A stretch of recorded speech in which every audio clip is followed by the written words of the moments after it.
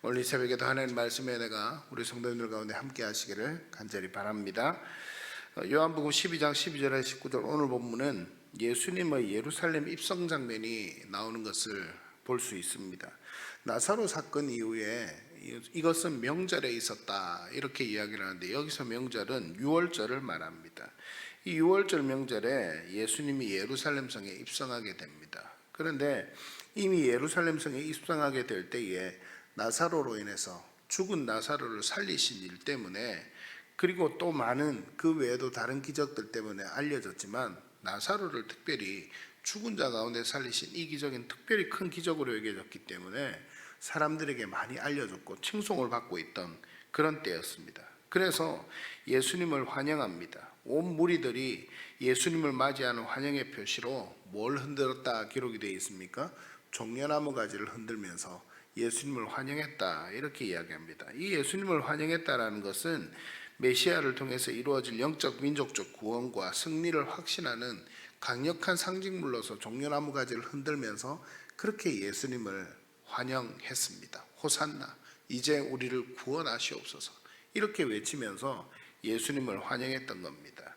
즉 방금 제가 말씀드렸던 것처럼 영적인 구원을 의미하는 것뿐만 아니라 민족적으로 로마의 압제를 당하고 있기 때문에 이 로마의 압제를 당하고 있는 이스라엘 백성들 자신들을 구할 정치적인 왕으로서도 예수님을 고대하면서 그렇게 사람들이 외쳤던 겁니다.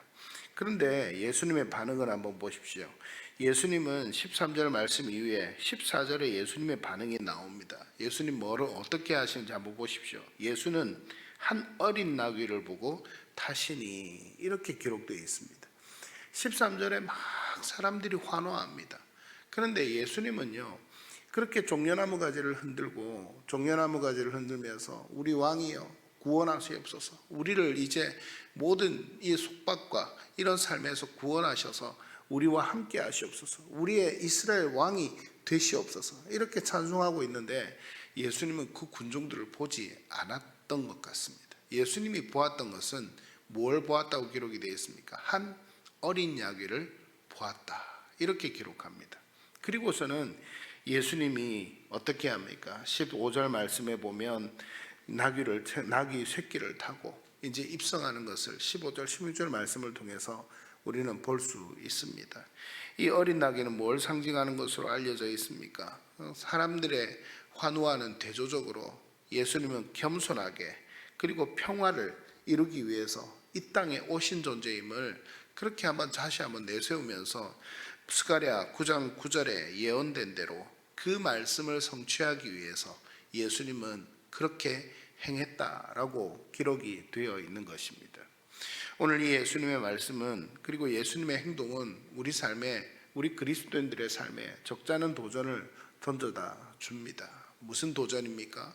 예수님께서 세상을 바라보고 세상이 자기를 환호하고 그러는 것을 보고 그것을 따라갔다면 아마도 오늘 구원의 역사는 이루어지지 않았을 겁니다. 그런데 예수님은 분명히 자신의 삶의 목적을 알고 있었습니다. 그 목적이 뭐였습니까?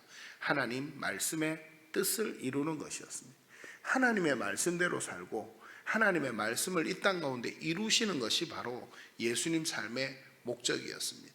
십자가의 고난 당하시는 것, 부활하시는 것, 그것이 바로 예수님의 목적이었기 때문에 예수님은 사람들의 환호에도 아랑곳하지 아니하고 자신에게 주어진 목적과 자신에게 주어진 뜻을 따라서 살아가는 삶이 될 수 있었던 겁니다.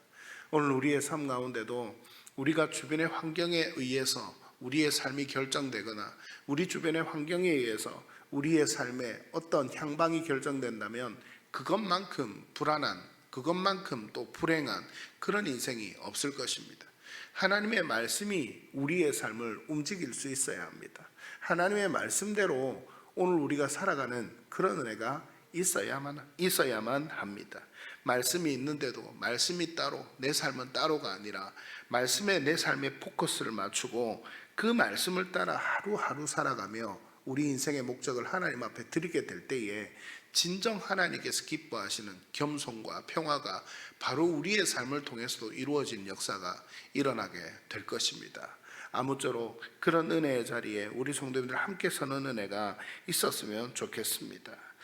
또 한 가지 더 보는 것은 16절 말씀을 한번 보십시오. 제자들은 처음에 이 일을 깨닫지 못하였다가 예수께서 영광을 얻으신 후에야 이것이 예수께 대하여 기록된 것임과 사람들이 예수께 이같이 한 것임이 생각났더라. 이렇게 말씀합니다. 즉 처음에 이 나귀를 타고 사람들이 그렇게 환호하는데도 나귀를 바라보시면서 어린 나귀를 타고 예루살렘에 들어가시는 이 예수님의 행동, 이것이 일반적이지는 않지요. 그런데 그 일반적이지 않은 행동을 제자들이 물음표를 가지고 있었다는 겁니다. 의문점을 가지고 있었습니다. 왜 예수님이 이렇게 하실까? 왜 예수님이 사람들이 이렇게 환호하는데도 예수님이 저렇게 어린 나귀를 타고 가실까? 제자들은 알지 못했다라고 기록합니다. 그런데 예수님께서 영광을 얻으신 후에 죽으시고 부활하신 후에 나중에서야 보니까 제자들이 이때 이것이 바로 스가랴서 9장 9절에 구약의 예언된 말씀을 성취하기 위해서, 즉 메시아로서 이 땅에 오신 진정한 목적을 이루기 위해서 이렇게 한 것임이 생각났던 것입니다. 그제서야 깨달았던 제자들은 무릎을 아마도 쳤을 겁니다. 아, 예수님께서 이래서 그때 어린 나귀를 타셨구나. 예수님께서 그래서 그렇게 가셨구나.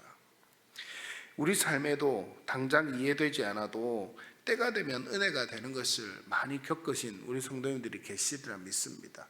다시 한 번 더 우리 삶에 귀중한 교훈이 던져다 줍니다. 귀중한 교훈을 던져다 줍니다. 우리 삶에 지금은 이해가 되지 않아도 하나님께 순종을 요구하시고, 지금은 이해가 되지 않아도 하나님의 뜻이 이루어져 가는 일들이 종종 있습니다. 우리는 그때에 지금은 이해가 되지 않아도 나중에 하나님의 은혜가 되면, 하나님의 때가 되면 이것이 은혜가 될 때인 줄 믿음으로 바라보시면서 언제나 하나님의 은혜 가운데 순종하는 자리에 설 수 있는 우리 성도님들이 되었으면 좋겠습니다. 그것을 통해서 하나님의 뜻이 이루어져 갑니다. 마지막으로 하나 더 보고 싶은 것은 19절 말씀을 한번 보십시오. 예수님께서 이렇게 표적을 해가시니까 이제 바리새인들이 스스로 자신들에게 이야기를 합니다. 뭐라고 합니까? 서로 말하되 볼지어다 너희 하는 일이 쓸데없다. 보라 온 세상이 그를 따르는도다 하니라. 이렇게 말합니다. 이게 무슨 말씀인가 하면 예수님 예루살렘에 입성할 이때가 어떤 때입니까?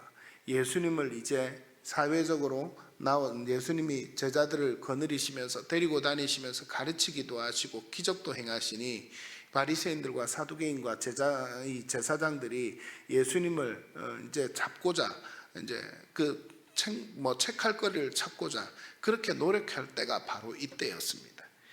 이 예수 반대와 박해가 있었고 모함이 심한 때가 바로 이때였다라는 겁니다.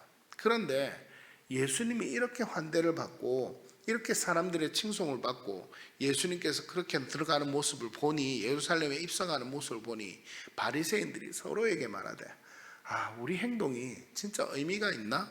이렇게 서로 이야기하는 겁니다. 우리 행동이 정말 의미가 없네. 예수님이 그냥 스스로 자신이 행한 일을 통해서 사람들을 향해서 우리가 그렇게 모함하고 책할 것을 찾아도, 책망할 것을 찾아도 사람들에게 저렇게 높임을 받는데 우리가 하는 것이 정말 쓸데없구나, 이렇게 이야기하고 있는 것입니다. 주변 상황이 어렵고 힘들고 그렇게 될 때도 있습니다. 요즘 우리 기독교의 상황이 좀 많이 좋지 않습니다. 하나님의 은혜 가운데 나아가야 하는 교회가 지탄을 받고 그렇게 하는 모습이 또 벌어지고 있습니다. 그러나 하나님의 은혜 가운데서 이런 것을 통해서 복음의 확장을 결단코 막을 수가 없습니다. 왜냐하면 하나님의 복음에는 생명력이 있기 때문입니다. 그 생명력을 가지고 하나님의 은혜 가운데 설 수 있기 때문입니다. 세상의 반대와 부정적인 상황이 복음의 확장을 결코 막을 수가 없다는 사실입니다. 그래서 우리 성도들은 믿음을 가지고 계속해서 기도하고 우리의 믿음이 제대로 선 자리에 하나님의 은혜 가운데 우리가 더 설 수 있도록 기도하며 나아가야 합니다. 이 새벽 기도회 때도 우리가 함께 기도할 것은 하나님, 이런 어떤 일련의 사태를 통해서 하나님 정말 우리가 하나님의 은혜 가운데 더 서 있을 수 있도록 역사해 주시고, 기독교의 복음이 막히지 않도록 하나님의 은혜 가운데 한국교회를 붙들어 주시고 우리 교단을 붙들어 주시고 또 우리 교회도 붙들어 주시옵소서. 우리가 더 기도해야 될 때인 줄 믿습니다. 아무쪼록 이 새벽에 하나님의 은혜로 말미암아 이렇게 우리 자신을 보면서 한국 교회를 바라보면서 기도할 수 있는 은혜가 우리 성도님들 가운데 있게 되기를 간절히 바랍니다. 기도의 은혜 가운데 더 깊이 나아가는 이 새벽 시간이 되시기를 축복합니다. 축복합니다.